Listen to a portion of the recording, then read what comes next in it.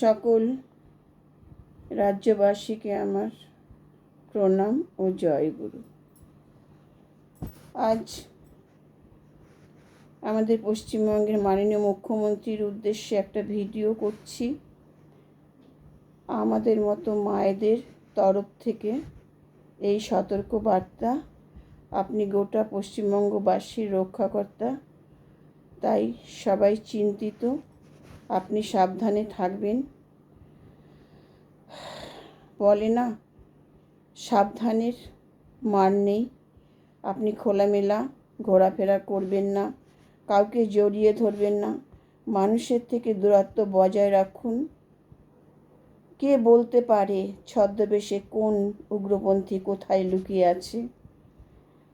সবশেষ সর্ষের মধ্যেই ভূত রয়েছে, এটা আপনি নিশ্চয়ই বুঝতে পারছেন।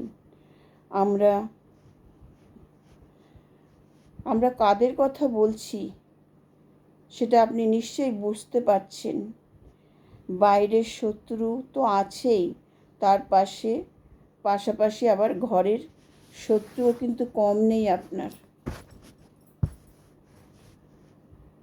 প্রথম টার্গেট ছিল আপনার পিএ, আপনার ডান হাত বাম হাত দেহরক্ষী। পরের টার্গেট আপনি, তাই আপনি খুব সাবধানে থাকবেন। আপনি তো জানেন, এত বছরের আপনার রাজনীতির অভিজ্ঞতা, হ্যাঁ, ক্ষমতার লোভে, নিজের স্বার্থের লোভে এরা কত নিচে নামতে পারে। এদের নাই কোনো বিবেক, নাই কোনো মানবিকতা, নাই কোনো ধর্ম। মানুষ মারতে এদের এতটুকু দয়া মায়া নেই। এরা রক্তচোষা বাদুড়ের মতন। রাজনৈতিক দলে দলে গৃহযুদ্ধ শুরু হয়ে গেছে, সেটাও আপনি তো জানেন। ভাঙন ধরেছে, এরা এখন পাগলা হাতির মতো হয়ে গেছে। আজ উগ্রপন্থীরা রাজ্যের মধ্যেই কিন্তু এই উগ্রপন্থীরা ঘোরাফেরা করছে বিভিন্ন ছদ্মবেশে।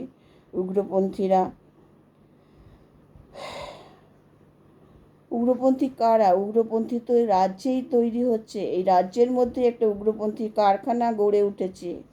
এই কারখানা ধ্বংস না করতে পারলে কারো রেহাই নেই, কারো নিস্তার নেই। জানি না কত মানুষের অকাল মৃত্যু হবে, কত মায়ের কোল খালি হবে, কত নারীর সিঁদুর মুছে যাবে। এদের দেশ থেকে, রাজ্য থেকে নির্মূল করতে হবে। রাজনৈতিক দলের জন্য এরা এত বাড়বাড়ন্ত। আজ এরা যে এই যে আসপর্দায় সাহস পেয়েছে, রাজ্যবাসীকে, বিভিন্ন দলের নেতা মন্ত্রীদের আমি একটা কথা বলবো, আগে দেশ আমাদের, আগে আমাদের রাজ্য, তারপরে শত্রুতা। হ্যাঁ, সকল ভারতবাসী এক হয়ে আগে দেশকে রক্ষা করাই আমাদের কর্তব্য। এটা আমাদের কর্তব্য। সেই নেতাজির দেশ, সেই বিনয় বাদল দীনেশের দেশ, সেই ভগৎ সিং, সেই মহাত্মাজি, সেই চিত্তরঞ্জন দাস, সেই বিবেকানন্দ, সেই রবীন্দ্রনাথের দেশ। হ্যাঁ, আমাদের রক্ষা করতে হবে, এটা সকলের অঙ্গীকার হওয়া উচিত। সকল হিংসা ভুলে, ধর্ম জাতি বর্ণ ভেদাভেদ ভুলে আমরা বলবো, বলো বলো বলো সবে, শত বিনা বেনু রবে, ভারত আবার জগৎ সবাই শ্রেষ্ঠ আসন লবে।